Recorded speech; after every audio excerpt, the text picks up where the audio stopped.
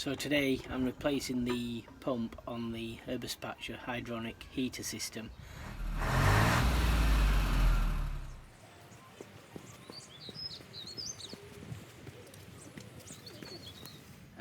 It's a system that I've had in place now for about 3 years, and I've had problems with it from day one, partially because how I installed the system initially, and then that led on to one or two other problems after that. So I had a problem with the Eberspacher pump. Initially what happened were, I think the entire system got an airlock in it, and the pump or the Eberspacher should actually shut down. I must have got an airlock in there, and obviously that's caused a problem with the pump, and the pump's overheated maybe at some point. This is the pump, and I thought firstly it had seized up, but it's spinning freely enough, so I took the back off it, and this section of this chip had all had condensation and water in there, and when I smelt it I could tell it was the coolant out of the system. So yeah, basically I had to order a new pump, which came yesterday. So I actually fitted the pump, and then it started raining, so then I had to break off the job. So I'm back on it this morning. So what I'm going to do is hopefully fill up the system again, check there's no airlocks, and then retry firing up the boiler. I'm initially going to do it into a bucket and see whether it warms the water up in the bucket, just to make sure, just keep it simple and so on, and make sure that the system's working and the heater's working. And then from there I'll connect it then to the system, and then hopefully get the heating system working. So what we've got here then is the hydronic Eberspacher. We've got the air intake and the exhaust just down at the bottom here. This thin pipe here is the fuel line, which I'm going to actually replace this fuel line with a new one, because we're a little bit short on the distancing. I need about 2 meters worth of fuel line, and I've only got about 1.5 meters on that, so I've got a new fuel line for that. The two pipes coming out now are coming out, and these are going to go into a bucket, and I'm just going to put water in the bucket, prime the system, and get it working from there. And that's just to test the heater itself, not the actual system. The system pipes are these two here, which I'll explain and show you a little bit later.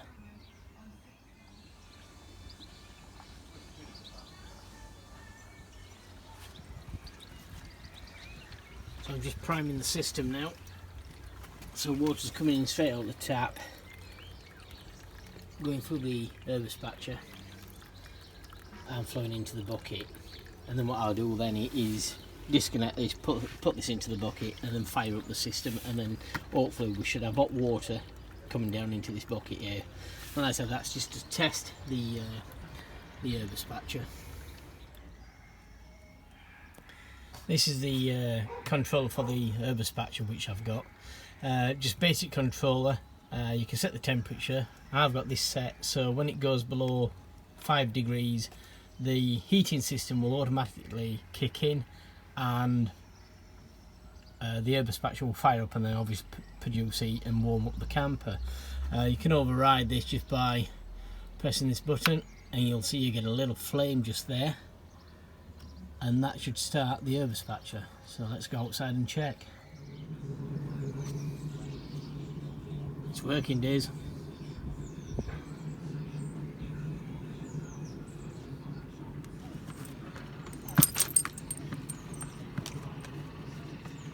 So I've got the pump working, the system's fired up, so we'll see whether the water gets warm or not. Right, so the Eberspacher seems to be working okay. I've definitely got hot water coming through. I think this should go to about 80 degrees, I think it fires up to. You can see the steam coming off the bucket now. So that's part of the battle, getting the Eberspacher working. The other part of the battle is hopefully the plumbing system and the heating system in the camper. Hopefully we're not going to get no airlocks in that. It's a brand new system, what I've actually installed. So I have put in precautions to actually extract the air bubbles, so all being well it should work. So that's great. The initial test of the new pump showed that the pump was working and the water got warm and everything, so so I'm really happy with that. So I'm just going to disconnect the temporary pipes now, connect up the camper heating system, and then I'm going to prime the system up. So just a little job before I prime up the system and fire it up again. I'm just going to fit a new fuel line to the Eberspacher. The other one I've just noticed now is slightly weeping where I've connected the two pipes together, so rather than getting more diesel wasted and what have you, I'm just going to put a new fuel line system on there. So what we have on top of the fuel tank here, we've got this little, this is the fuel line what I'm going to be replacing, and that's to the Eberspacher. These two, the two big ones, are for the truck return and feed. This one here is the height sensor for the fuel inside the tank, and that's the lifter for the Eberspacher. So I've got to connect onto top of that one. As you can see, it's a little bit tight in here, so it's not the easiest job, but we'll get it done. Goodbye, old fuel line. Now, one thing with fitting any new fuel line, you've got to make sure the fuel line is actually primed. So, as any mechanic, diesel fitter will know, you've got to get your lips around this and give it a soak. Lovely, diesel.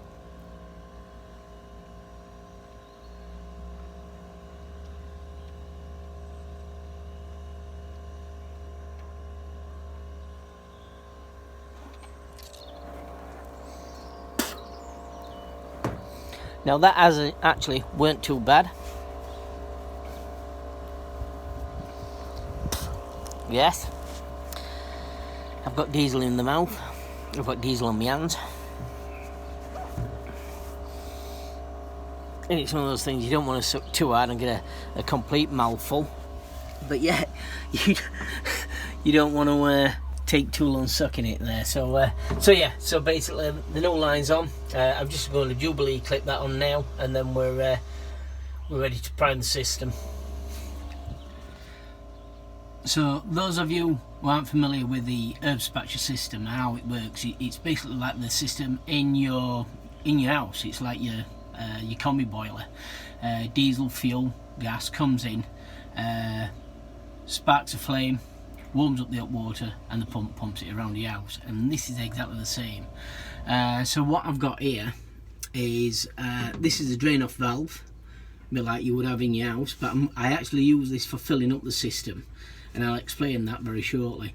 So I can drain and fill up the system from here, and eventually the system will fill up and overflow out of this expansion tank, which is on the outside of the vehicle.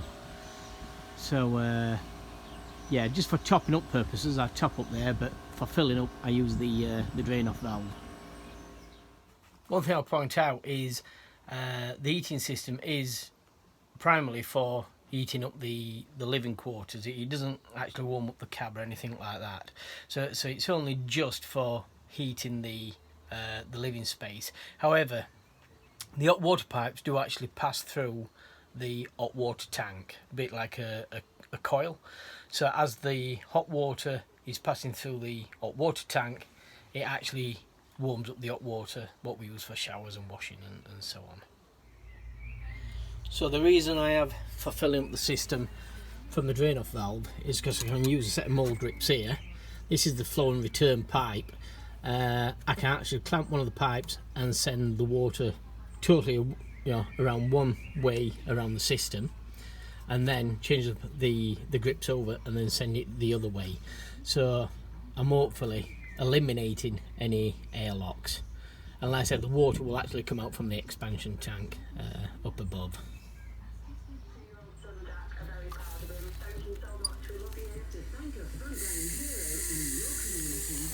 Filling up the system now, just nice and slowly. It is a self-bleeding system with one area that isn't, and that's the That's the towel radiator in the bathroom. So I'm going to bleed that now.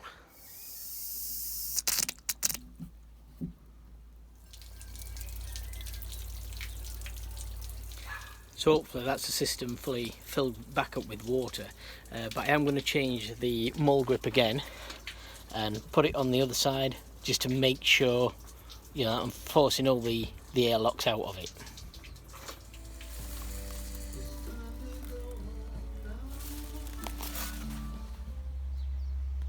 Well, that's it, hopefully. So just disconnect the filler pipe, turn off the tap. The pliers, mole grips are off the other side. So we're now ready for testing the system. One thing you may have picked up on is this connection here, which I need a watertight junction box for this, which will be mounted on here. That's going to be another job for maybe looking on eBay. But yeah, that's the only thing left to do on the electrical side of things.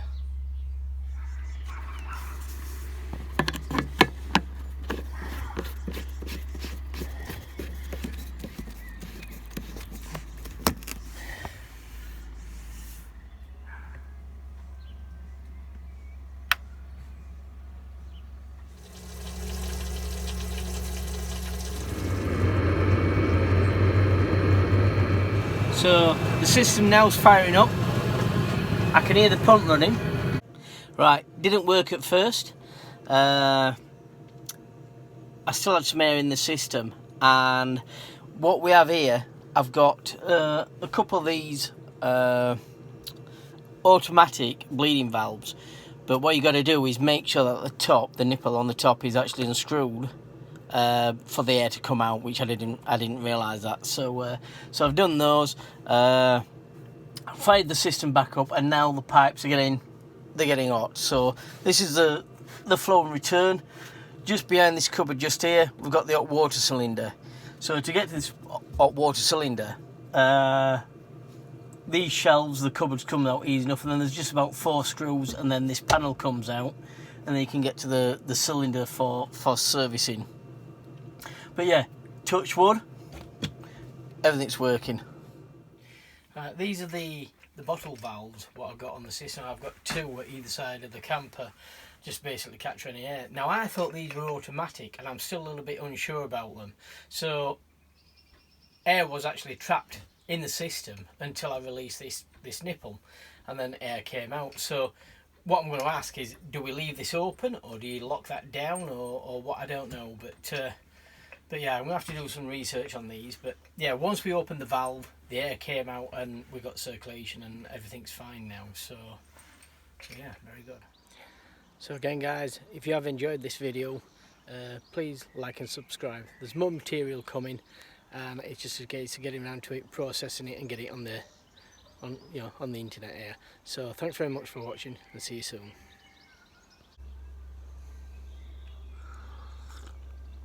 Oh, why not? You've got to wash down that diesel.